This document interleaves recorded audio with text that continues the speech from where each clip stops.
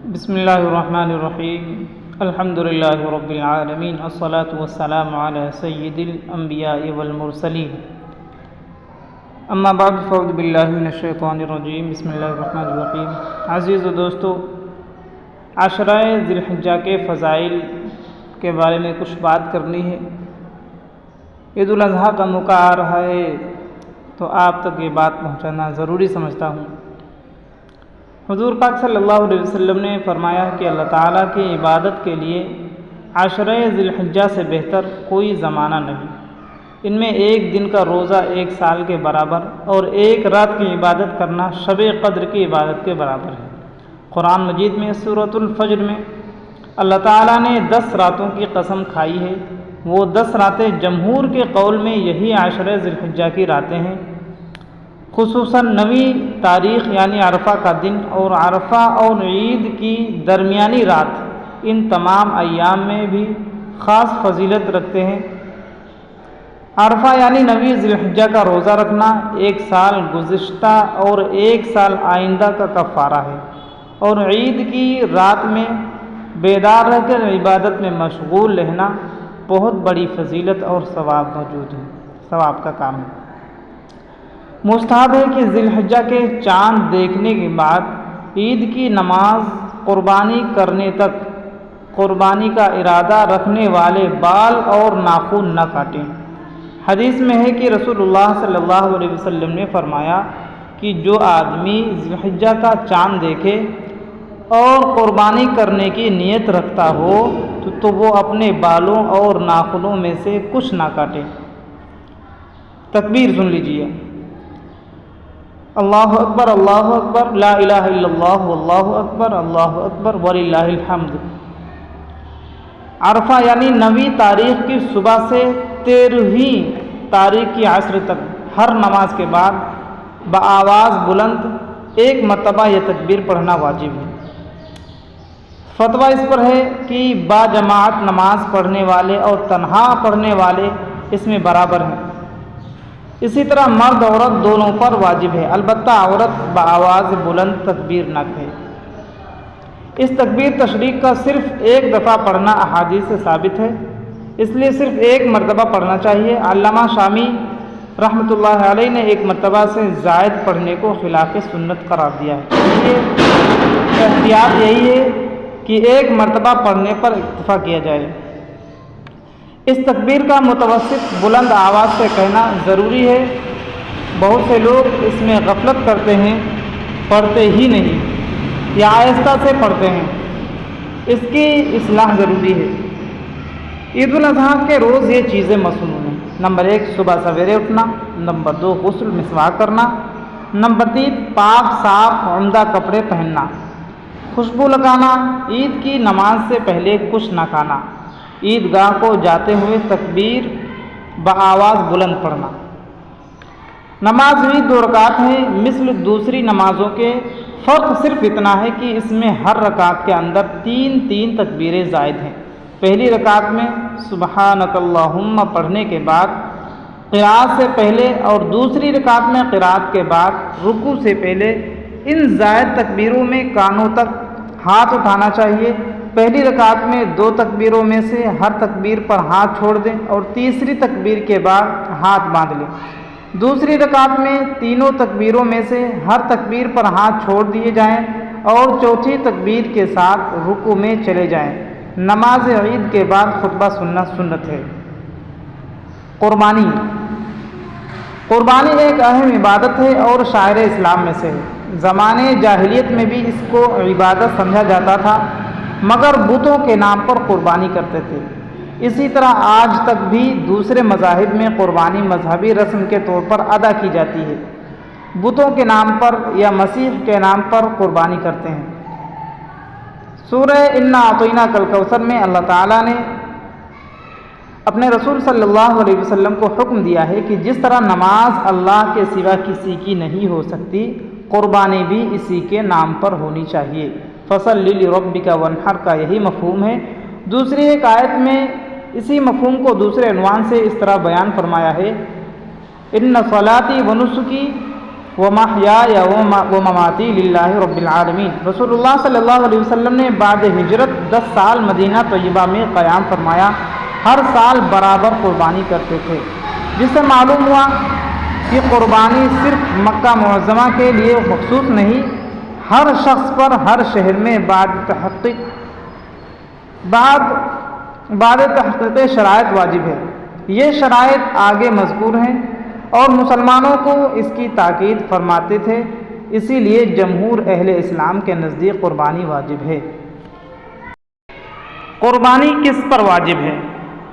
قربانی ہر مسلمان عاقل بالغ مقیم پر واجب ہوتی ہے جس کی ملکیت میں 52.5 تولے چاندی یا اس کی قیمت کا مال اس کی حاجات اصلیہ سے زائد موجود ہو۔ یہ مال خواہ سونا چاندی یا اس کے زیورات ہوں، یا مال تجارت، یا ضرورت سے زائد گھریلو سامان، یا مسکونہ مکان سے زائد کوئی مکان وغیرہ ہو۔ مثلا ایک شخص کے پاس 2 مکان ہیں، ایک میں خود رہتا ہے اور دوسرا خالی ہے یا کرائے پر دیا ہوا ہے، تو اس شخص پر قربانی واجب ہے، البتہ اس کا ذریعہ معاش یہی مکان ہے، تو چونکہ یہ مکان اس کی ضروریات میں داخل ہے اس لیے اس پر قربانی واجب نہیں۔ اسی طرح کسی کے پاس 2 گاڑیاں ہوں، ایک استعمال کے لیے اور ایک زائد، تو اس پر بھی قربانی واجب ہے۔ نیز اوپر کے مسئلے سے معلوم ہوا کہ عورت پر بھی اگر وہ مالک نصاب ہے تو قربانی واجب ہے اور اس کا ادا کرنا خود عورت کی ذمہ داری ہے۔ اکثر عورتیں اس سے غافل ہیں اور یہ سمجھتی ہیں کہ زکوٰۃ قربانی کا تعلق صرف مردوں سے ہے، ہم سے نہیں۔ حالانکہ یہ بات 100% غلط ہے، اس لیے عورتوں کو بھی قربانی دینا چاہیے۔ ہاں اگر اپنے پاس رقم نہ ہو تو اپنے میاں سے کہہ کر ان کے ذریعے ادا کرنا چاہیے، اور مرد نے عورت کی اجازت کے بغیر اپنی طرف سے خود عورت کی قربانی کر دی تو امام ابو حنیفہ رحمۃ اللہ علیہ کے نزدیک جائز نہیں، اور امام ابو یوسف رحمۃ اللہ علیہ کے قول میں استحسان ناجائز ہے۔ اوپر کے مسئلے سے یہ بھی معلوم ہوا کہ ہر اس مسلمان پر قربانی واجب ہے جو عاقل بالغ اور حاجات اصلیہ سے زائد مذکورہ مالیت کا مالک ہو۔ بعض لوگ اس غلطی میں مبتلا ہیں کہ پورے گھرانے کی طرف سے ایک جانور قربانی کر دیتے ہیں، یہ بات صحیح نہیں ہے، بلکہ اگر مثلا ایک گھر میں 5 بھائی رہتے ہوں اور سب کے سب عاقل بالغ اور مالدار ہوں تو سب کو الگ الگ اپنی طرف سے قربانی کرنا چاہیے۔ ایک اور بات میں اس جگہ واضح کرنا ضروری سمجھتا ہوں، وہ یہ ہے کہ عام طور پر لوگ یہ سمجھتے ہیں کہ قربانی شادی ہونے کے بعد سے لاگو ہوتی ہے، اس لیے بہت سے وہ نوجوان جو اچھی خاصی کمائی کرتے ہیں اور خوب مال جمع بھی کر لیتے ہیں وہ قربانی نہیں کرتے کیونکہ ان کی ابھی شادی نہیں ہوئی ہے۔ یاد رہے کہ قربانی اور زکوٰۃ کے مسئلے کو شادی شدہ ہونے اور نہ ہونے سے کوئی فرق نہیں پڑتا۔ قربانی کی عبادت صرف 3 دن کے ساتھ مخصوص ہے، دوسرے دنوں میں قربانی کی کوئی عبادت نہیں۔ قربانی کے دن ذی الحجہ کی 10ویں، 11ویں اور 12ویں تاریخیں ہیں، اس میں جب چاہے قربانی کر سکتا ہے، البتہ پہلے دن کرنا افضل ہے۔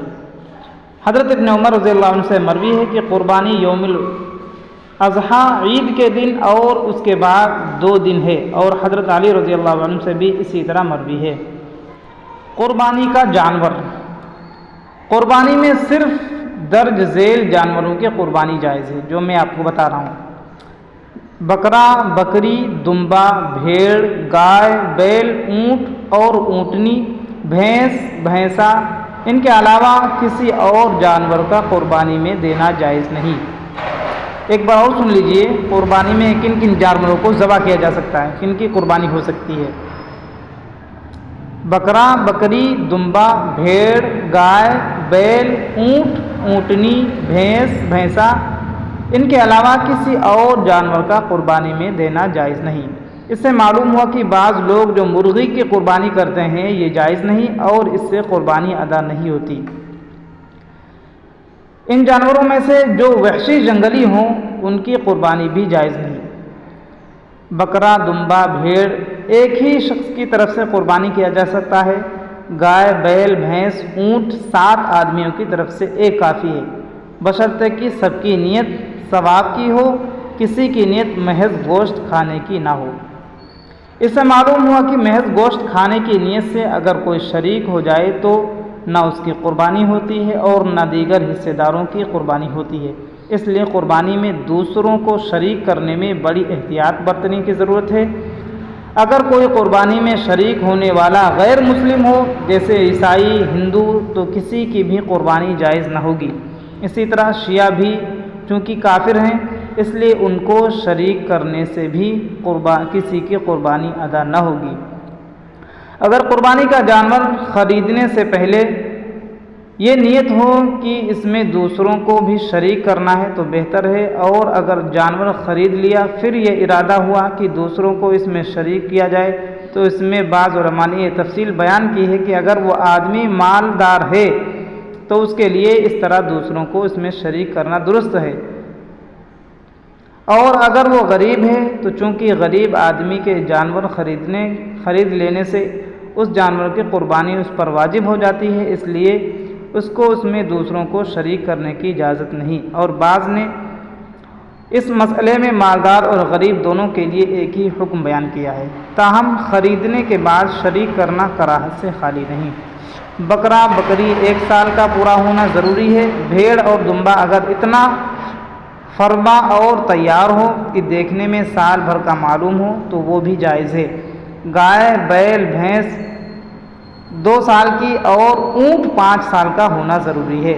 ان عمروں سے کم کے جانور قربانی کے لیے کافی وہ جائز نہیں۔